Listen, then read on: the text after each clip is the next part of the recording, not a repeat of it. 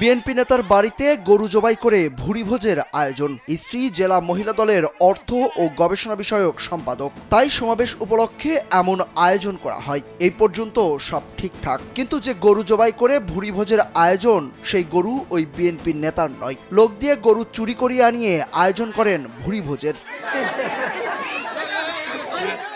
এদিকে গরু চুরির বিষয়টি জানাজানি হলে গরুর বিরিয়ানি নিয়ে লাগে লঙ্কাকাণ্ড। যে যেভাবে পারে বিরিয়ানি নিয়ে করে কারাকারি। গরম বিরিয়ানির ভিতর হাত ঢুকিয়ে যে যত পারে নিতে থাকে। সূত্র বলছে, উপজেলা মহিলা দলের সমাবেশ উপলক্ষে বিএনপি নেতা মাহমুদুল হাসানের বাড়িতে ভুরিভোজের আয়োজন করা হয়। জেনেক্সে শিফট করো, লাইফকে লিফট করো। ওই ভোজের জন্য মাহমুদুল হাসান লোকজন দিয়ে শুক্রবার রাতে কৃষক এফাজ মণ্ডলের গোয়ালঘর থেকে একটি গরু চুরি করিয়ে আনেন। সেই গরু জবাই করে তার বাড়িতে ভুরিভোজের আয়োজন করা হয়। ভোরের দিকে ওই কৃষক তার গোয়ালঘরে গরু না পেয়ে খোঁজাখুঁজি শুরু করেন।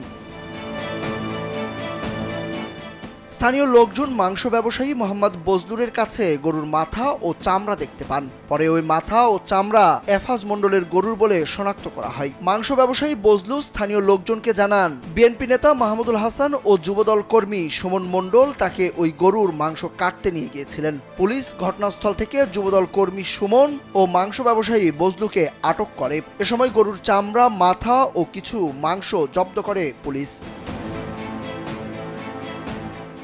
ঘটনাটি জামালপুরের মাদারগঞ্জ উপজেলার আদারভিটা ইউনিয়নের দক্ষিণ কয়রা গ্রামের। এই ঘটনায় গরুর মালিক এফাজ মণ্ডল বাদী হয়ে থানায় মাহমুদুল হাসান সহ 12 জনের নাম উল্লেখ করে ও অজ্ঞাতনামা 7 থেকে 8 জনকে আসামি করে একটি মামলা করেন। বিষয়টি নিয়ে আলোচনা সমালোচনা শুরু হলে ইউনিয়ন বিএনপির সাধারণ সম্পাদক মাহমুদুল হাসান মুক্তাকে অব্যাহতি দেওয়া হয়।